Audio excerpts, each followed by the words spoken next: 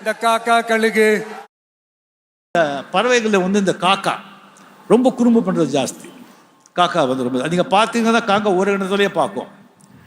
இந்த கழுகு இருக்கு இல்லையா, அது மேலே பறக்கும், எப்போது கீழே வரும்.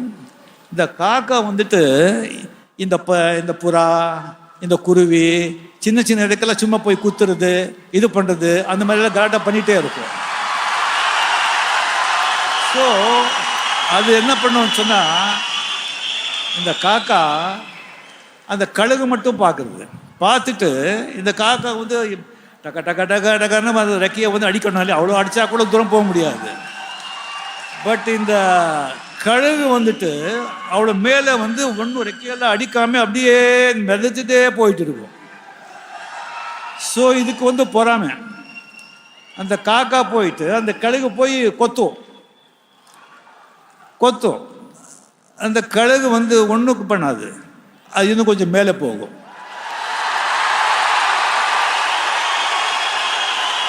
காக்கா விடாது, அதுவும் மேலே போகும். கழுகு இன்னும் மேலே போகும், காக்காவும் போகும். அது மேலே போகும்போது அது மேலே முடியாது, டயர்டாயிட்டு வெறுத்து கீழே வந்துடும்.